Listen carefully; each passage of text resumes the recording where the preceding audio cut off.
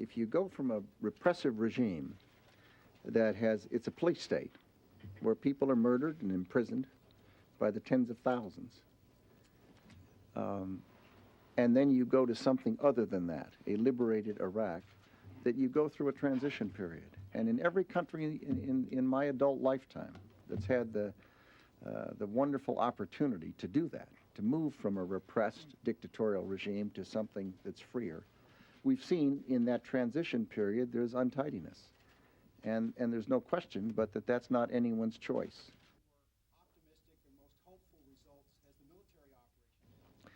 We do feel an obligation to assist in providing security, and the coalition forces are doing that. They're patrolling in various cities. Where they see looting, they're stopping it, and they will be doing so. The second step, of course, is to not do that on a permanent basis, but rather to find Iraqis who can assist in providing police support in those cities, and various types of stabilizing and security assistance. And we're in the process of doing that.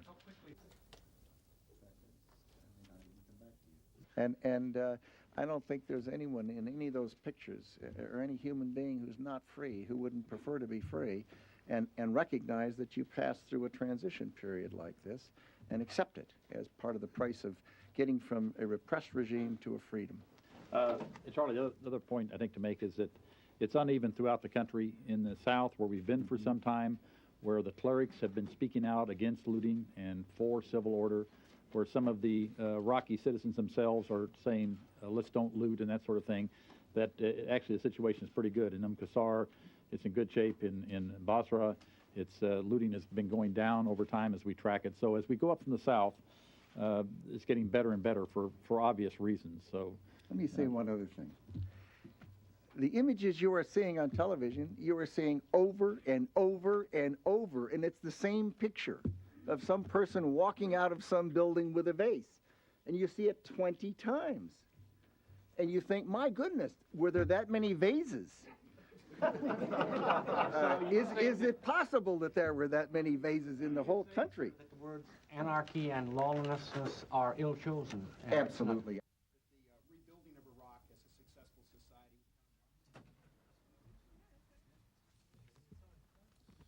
Good afternoon. It's a pleasure to see so many of you here. Yes, indeed, the regime has ended, as General Frank said this morning.